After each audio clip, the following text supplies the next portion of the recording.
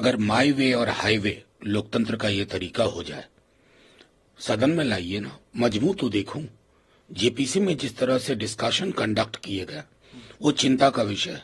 फिर जेपीसी की प्रासंगिकता क्या है? और ये वक्फ में आप सुधार के लिए नहीं ला रहे हैं बिल, डॉग विसिल पॉलिटिक्स के लिए ला रहे हैं। तो इतना कहता हूं माननीय गृह मंत्री जी, कोई भी फैसला आखिरी फैसला नहीं होता। हमने आपको हाथ जोड़ के कहा था फार्म लॉज के टाइम में, किसान वाले बिल के टाइम में, कि प्लीज हठधर्मिता मत दिखाइए। आपने दिखाई, सड़कें रोशन हो गई, खेत खलिहान रोशन हो गए। फिर प्रधानमंत्री जी को गुरु नानक देव जी की जयंती के दिन वापस लेना पड़ा ना।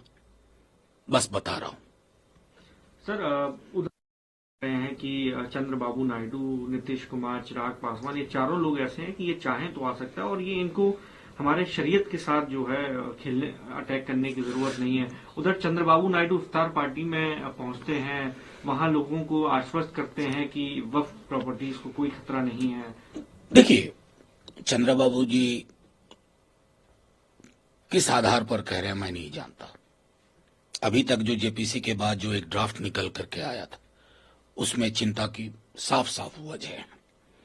और मेरा मानना है कि सरकार की प्राथमिकताएं बिल्कुल अलग हैं। प्रधानमंत्री जी विदेश जाते हैं, बड़ी बड़ी बात करते हैं।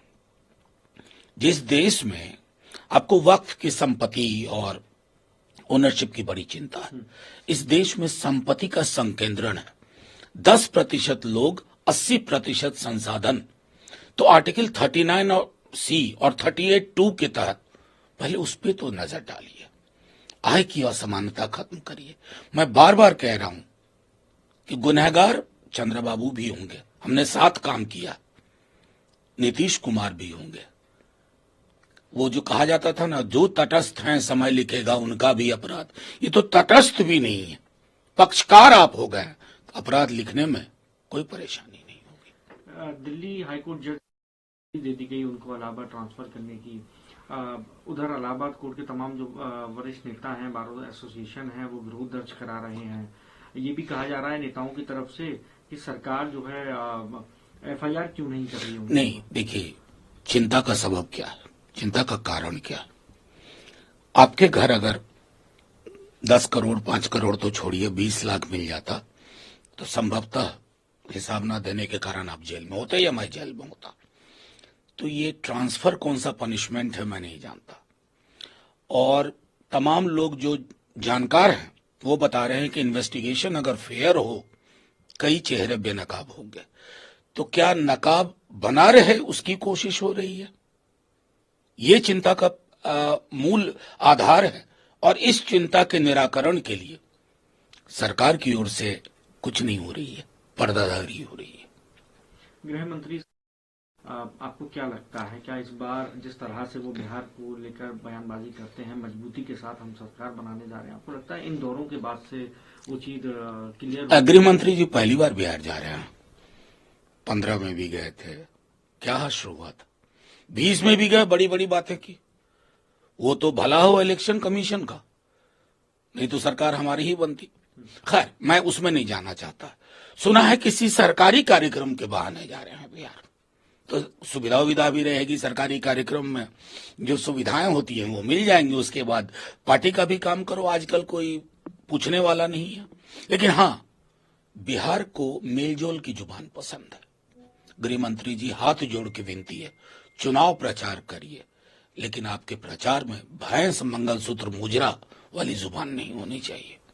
सर, मिथुन चक्रवर्ती बड़े स्टार, उन्होंने एक स्टेटमेंट दिया। उन्होंने बांग्लादेश का जिक्र करते हुए कहा कि बंगाल में आप लोग जो है एक होकर वोट करिए। आपको क्या लगता है, इस तरीके के एक स्टार, और क्योंकि वो बीजेपी से जुड़े हुए हैं सर, उनको ये बयान देना जरूरी था?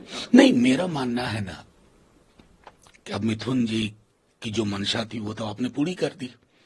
उन्होंने मंशा दी थी उनकी टिप्पणी मीडिया में चले और सवाल में आ गए, एजेंडे में आ गए।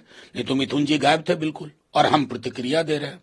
मेरा सिर्फ इतना कहना है कि बांग्लादेश वगैरह इधर देखने से पहले अपना दामन झांकिए।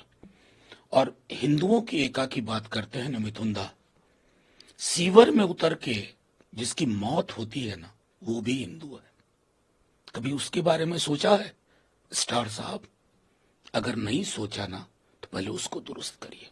एक आखिरी सवाल ले लेता हूं सर। चिराग पासवान से जब एक पूछा गया कि नमाज को लेकर जो हुआ कि सड़कों पर पढ़नी चाहिए नहीं पढ़नी चाहिए, उन्होंने एक बयान दिया जो अब काफी वायरल हो रहा है, जिसमें उन्होंने कहा कि मैं 21वीं सदी का नेता हूं, युवा हूं, इस तरीके की मुझे नहीं लगता कि चर्चा होनी भी चाहिए।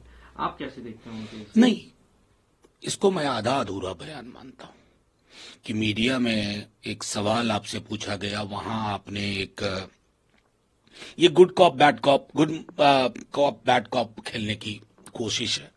जमीन पे उतारिए ना चिराग जी, आपको पता नहीं है? देश छोड़िए, बिहार में कौन क्या कर रहा है। मैं तो मानता हूं कि रामविलास जी हमारे साथ भी रहे, अलग भी रहे, उन्होंने इन विषयों पे कभी समझौता नहीं किया। आपको लकीर लंबी करनी होगी। मीडिया में एक शाम का एक बयान, उसकी आयु बहुत सीमित होती है। आपकी पॉलिटिकल कैपिटल बीजेपी पे निर्भर नहीं है, स्मरण रखिएगा। पोजीशन लीजिए और पोजीशन साफ साफ लीजिए, साफ साफ लीजिए और कहिए बिहार में बाकी लोग जो करें, तेजस्वी यादव बोल रहे हैं हम नौकरी पे ही बात करेंगे, आर्थिक सामाजिक न्याय पे बात करेंगे, सामाजिक सौहार्द पे बात करेंगे। चुनाव में ये मुद्दे होने चाहिए। बाबर, राणा सांगा, हर्षवर्धन, औरंगजेब नौकरी दिलवा देंगे आकर के। इतिहास के बासी पन्नों में उलझना देश के महासागरीय चरित्र के साथ खिलवाड़।